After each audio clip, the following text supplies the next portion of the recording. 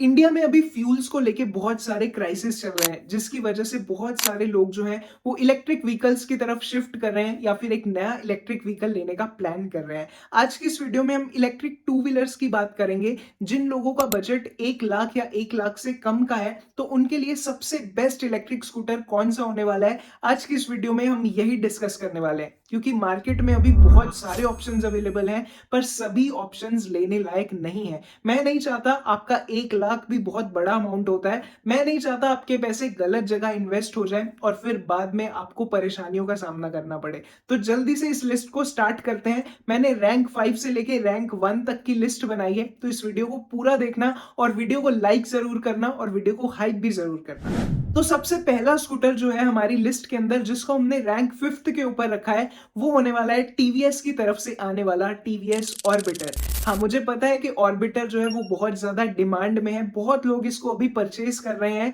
पर TVS orbiter को number 5 पे रखने का एक बहुत बड़ा कारण है, जो मैं आपके साथ आगे डिस्कस करता हूं। सबसे पहले अगर इस स्कूटर की बात करें तो इसमें अभी हमें दो वेरिएंट्स देखने को मिलते हैं, एक है V1 और दूसरा है V2। इन दोनों स्कूटर्स में हमें कोई भी डिफरेंस देखने को नहीं मिलता, फर्क है सिर्फ इनकी बैटरी कैपेसिटी में। V1 जो है उसमें हमें 1.8 किलोवाट आवर की बैटरी मिलती है, जिसमें हमें रेंज मिल जाएगी, जो ट्रू रेंज मिलेगी वो मिलेगी लगभग 60 किलोमीटर के आसपास। और जो V2 है जिसमें हमें 3.1 किलोवाट आवर की बैटरी मिलती है, उसमें हमें ट्रू रेंज मिल जाएगी लगभग 100 किलोमीटर के आसपास। बस यही जो डिफरेंस है इन दोनों स्कूटर्स में है, बाकी सब चीजें हमें इनमें सेम देखने को मिलती हैं। और इसी के साथ इसमें हमें कलर ऑप्शंस का भी थोड़ा सा फर्क देखने को मिलता है। जो V1 है छोटी बैटरी के साथ, उसमें हमें कम कलर ऑप्शंस देखने को मिलते हैं और V2 में हमें थोड़े कुछ ज्यादा कलर ऑप्शंस देखने को मिलते हैं। इन दोनों ही वेरिएंट्स में हमें फ्रंट में डिस्क ब्रेक देखने को मिल जाएगी, फ्रंट में ही हमें ड्यूअल टेलीस्कोपिक सस्पेंशन देखने को मिल जाएंगे।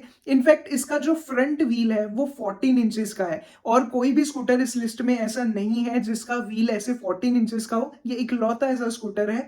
और इसी के साथ इसमें हमें क्रूज कंट्रोल का फीचर भी देखने को मिल जाता है। बाकी इसमें 34 लीटर्स का बूट स्पेस है, hill hold, reverse parking, 68 kilometre per hour की टॉप स्पीड, और दो इसमें हमें ड्राइविंग मोड्स देखने को मिलने वाले हैं, इको एंड राइड। मतलब सब कुछ जो हमें एक अच्छे स्कूटर में चाहिए वो हमें सब कुछ इस स्कूटर में मिलता है। पर प्रॉब्लम कहाँ आती है, वो आती है इसकी मोटर के अंदर।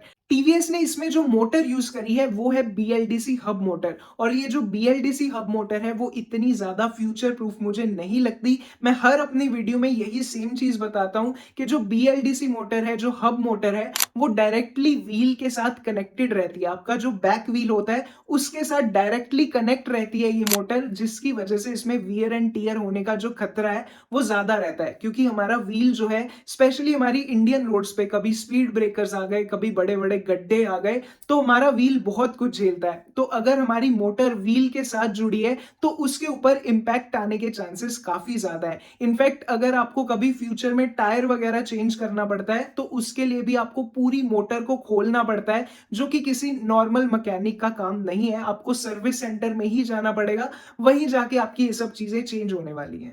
और इनफैक्ट इस मोटर की जो पीक पावर है वो भी काफी कम है। इसमें हमें जो पीक पावर मिलती है वो सिर्फ 2.5 किलोवाट्स की है, और इस स्कूटर की जो ग्रेडेबिलिटी है वो भी काफी कम है, सिर्फ और सिर्फ 7 डिग्रीज की। तो आपको ये स्कूटर बिल्कुल थोड़ा, मतलब इसमें जो पावर है वो काफी कम महसूस होगी। यही रीजन है जिसकी वजह से हमने इस स्कूटर को रखा है नंबर 5 के ऊपर। फिर उसके बाद आते हैं रैंक 4 के ऊपर। रैंक 4 पे हमने जो स्कूटर रखा है वो होने वाला है टीवीएस की ही तरफ से आने वाला टीवीएस iQube। टीवीएस iQube अभी काफी वेरिएंट्स में हमें देखने को मिलता है, पर इसका जो सबसे वैल्यू फॉर मनी वेरिएंट मुझे लगता है वो है इसका 2.2 किलोवाट आवर बैटरी के साथ और 3.1 किलोवाट आवर बैटरी के साथ आने वाला। मतलब ये दोनों स्कूटर्स ऐसे हैं जो अपने प्राइस को थोड़ा जस्टिफाई करते हैं। बाकी सभी इनके जो वेरिएंट्स हैं वो मुझे काफी ज्यादा ओवर प्राइस्ड लगते हैं। इस स्कूटर का डिजाइन जो है हमें ठीक ठाक सा देखने को मिलता है, जैसे हमारे ट्रेडिशनल पेट्रोल स्कूटर्स हुआ करते थे उसी तरह का सिमिलर सा इसमें हमें डिजाइन देखने को मिलता है, जो कि काफी लोगों को अच्छा लगता है। इसके बाद इसमें भी हमें फ्रंट में डिस्क ब्रेक देखने को मिल जाती है, ड्यूअल टेलीस्कोपिक सस्पेंशन देखने को मिल जाते हैं, 82 किलोमीटर की टॉप स्पीड रहने वाली है, 32 लीटर्स का बूट स्पेस मिल जाएगा, एंड बेसिक बेसिक जितने भी फीचर्स हमें एक स्कूटर में चाहिए होते हैं वो हमें सभी इसमें देखने को मिल जाएंगे। पर इसे रैंक 4 पे रखने की वजह अगेन वही है कि इसमें भी हमें मिलती है एक BLDC हब मोटर। खैर इसकी जो पावर है वो ऑर्बिटर से ज्यादा है। ऑर्बिटर में हमें पीक पावर मिलती थी 2.5 किलोवाट्स की, और इसमें हमें मिलती है 4.4 किलोवाट्स की पावर, और इसकी ग्रेडेबिलिटी भी 10 डिग्रीज की है, जबकि ऑर्बिटर की सिर्फ 7 डिग्रीज की थी। तो यही रीजन है इसका भी, अगेन इसकी हब मोटर की वजह से, जिसकी वजह से ये स्कूटर आता है रैंक 4 के ऊपर। फिर इसके बाद आते हैं रैंक 3 के ऊपर। अगर हम फोन्स की कैटेगरी की बात करें, जिस तरह से एप्पल और सैमसंग के बीच में घमासान चलता रहता है, उसी तरह से ईवी इंडस्ट्री में टीवीएस और चेतक, इन दोनों की लड़ाई कुछ वैसे ही चलती है। जिस तरह से टीवीएस ने उनका ऑर्बिटर निकाला था थोड़े कम प्राइस के ऊपर, तो चेतक ने निकाल दिया फिर उनको देख के चेतक C2501। C2501 में सबसे पहले तो हमें मेटल बॉडी देखने को मिलती है। इसका जो डिजाइन है वो पूरा मेटल बॉडी डिजाइन है, जो कि इसको काफी ज्यादा स्ट्रॉन्ग बनाता है। फिर इसके बाद इस स्कूटर में हमें 2.5 किलोवाट आवर की बैटरी देखने को मिलती है, जिससे हमें रेंज मिल जाएगी लगभग 85 किलोमीटर के आसपास। और इस स्कूटर में हमें 25 लीटर्स का बूट स्पेस देखने को मिलता है, 55 किलोमीटर्स की टॉप स्पीड मिलने वाली है, और एक कलरफुल डिस्प्ले मिलेगी। मतलब डिस्प्ले में हमें कुछ भी खास इंफॉर्मेशन नहीं मिलती, जो बेसिक बेसिक चीजें हमें चाहिए होते हैं सिर्फ वही देखने को मिलेंगी। मतलब एवरेज सा डिस्प्ले है इनका, कुछ भी खास ऐसा डिस्प्ले में इनके नहीं है। और सबसे बुरी बात जो इन्होंने करी, अब तक इन्होंने इनके सभी वेरिएंट्स में हमें PMSM मोटर प्रोवाइड करी थी, पर इस बार इन लोगों ने भी ऑर्बिटर को देखते हुए यूज करी BLDC हब मोटर। वैसे तो इस मोटर के साथ इस स्कूटर का प्राइस काफी ज्यादा कम होना चाहिए था, पर इसके प्राइस के हिसाब से मुझे नहीं लगता ये स्कूटर जस्टिफाई करता है, तो इसी वजह से ये स्कूटर हमने रखा है रैंक 3 के ऊपर। देन इसके बाद आते हैं हमारे रैंक 2 के ऊपर। ये स्कूटर जो है मैं आपको 100% रेकमेंड कर सकता हूं।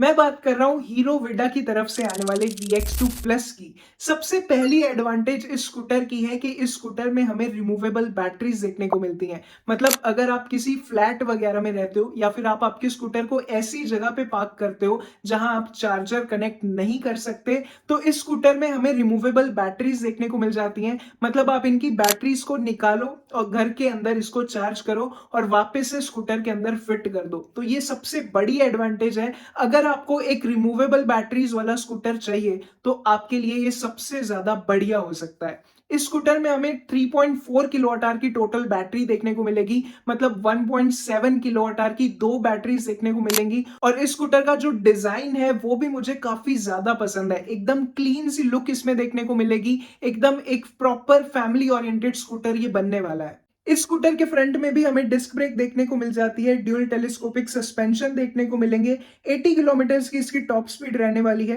4.3 इंचेस की एक TFT डिस्प्ले मिलेगी, जिसमें आपको काफी सारे फैंसी फीचर्स भी देखने को मिल जाएंगे। 3 मोड्स रहेंगे इसमें राइडिंग के। एक तो होगा eco, ride and sports mode. 100 kilometre की रेंज आपको ये आराम से देगा। और सबसे बढ़िया चीज, इसकी जो मोटर होने वाली है उसकी पीक पावर रहेगी 6 किलोवाट्स की, और ये मोटर होने वाली है एक PMSM मोटर। और उसी के साथ साथ इसमें हमें स्पेस भी अच्छा देखने को मिलता है। जो अंडर सीट इसका स्टोरेज है वो भी हमें 27.2 लीटर्स का देखने को मिलता है। तो अगर आपको एक रिमूवेबल बैटरीज वाला अच्छा स्कूटर चाहिए, तो डेफिनेटली आप आंख बंद करके विडा VX2 प्लस ले सकते हो। विडा VX2 प्लस का अगर आपको जो बजट है वो थोड़ा ज्यादा लगता है, तो आप विडा VX2 गो के साथ भी जा सकते हो, जिसमें आपको 3.4 किलोवाट आवर वाला वेरिएंट भी देखने को मिल जाता है। उसमें बस आपको फीचर्स थोड़े कम देखने को मिलेंगे, बाकी सब चीजें आपको VX2 प्लस वाली ही देखने को मिलेंगी। तो अगर आपको थोड़ा बजट कम में चाहिए तो आप VX2 गो के साथ जा सकते हो, और अगर आपका बजट ठीक ठाक है तो आप डेफिनेटली VX2 प्लस के साथ जा सकते हो। फिर आते हैं हम हमारे फाइनली रैंक 1 के ऊपर। रैंक 1 पे इस बार जो हमारा स्कूटर है वो है चेतक की तरफ से आने वाला 3001। अगर आप मेरे जैसे कस्टमर हो जिसको फीचर्स वगैरह से घंटा फर्क नहीं पड़ता, आपको एक अच्छा सॉलिड प्रैक्टिकल स्कूटर चाहिए, आपको राइड क्वालिटी अच्छी चाहिए, यही सब चीजें आपके लिए मैटर करती हैं, तो डेफिनेटली चेतक 3001 अभी के टाइम पे बेस्ट स्कूटर आपके लिए हो सकता है। क्योंकि सबसे पहले तो इसमें हमें मेटल बॉडी देखने को मिलेगी, जो स्कूटर को काफ़ी ज़्यादा सॉलिड बना देती है। दूसरा, इसमें हमें एक गियर ड्रिवन पीएमएसएम मोटर देखने को मिलेगी, जो कि चेतक की तरफ से काफ़ी ज़्यादा रिलायबल है। मैं पिछले 2.5 साल से चेतक चला रहा हूँ, मुझे आज तक कभी कोई प्रॉब्लम नहीं आई है और इस स्कूटर की जो सर्विस है, वो भी मुझे काफ़ी अच्छी देखने को मिलती है। चेतक 3001 में हमें 3 किलोवाट आवर की बैटरी देखने को मिलने वाली है, जिसमें हमें रेंज मिल जाएगी 100 किलोमीटर्स की आराम से। इसमें हमें दोनों तरफ ड्रम ब्रेक्स का सेटअप देखने को मिलेगा। 63 किलोमीटर्स की इसकी टॉप स्पीड रहने वाली है। सिंगल स्विंग आर्म सस्पेंशन हमें इसमें देखने को मिलेगा, आगे भी और बैक साइड पे भी। इसमें जो डिस्प्ले होने वाली है वो अगेन आपकी एक बेसिक सी डिस्प्ले होगी,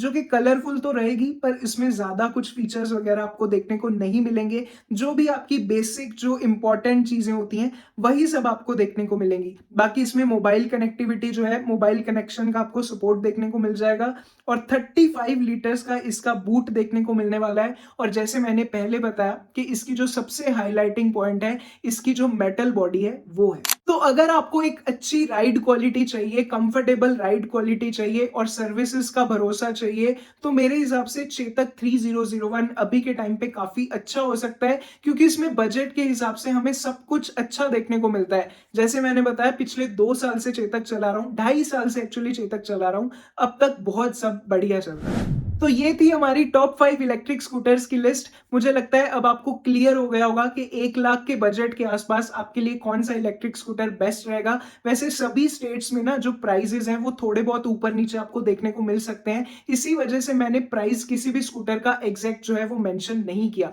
बाकी इसके साथ मैं एक और राय आपको देना चाहता हूं कि अगर आप बजट को थोड़ा सा और स्ट्रेच कर सकते हो, तो एथर रिस्टा एस जो है वो भी आपके लिए काफी बढ़िया ऑप्शन है। उसमें भी हमें डिजाइन वगैरह जो है वो पर्सनली मेरा फेवरेट डिजाइन है। डिजाइन के साथ साथ जो एथर की सर्विस है वो भी बहुत अच्छी है। इनफैक्ट जो एथर रिस्टा एस जो प्रोडक्ट है वो भी बहुत बढ़िया है। तो अगर आप अपने बजट को थोड़ा और स्ट्रेच कर सकते हो, तो आप एथर रिस्टा एस की तरफ भी जा सकते हो।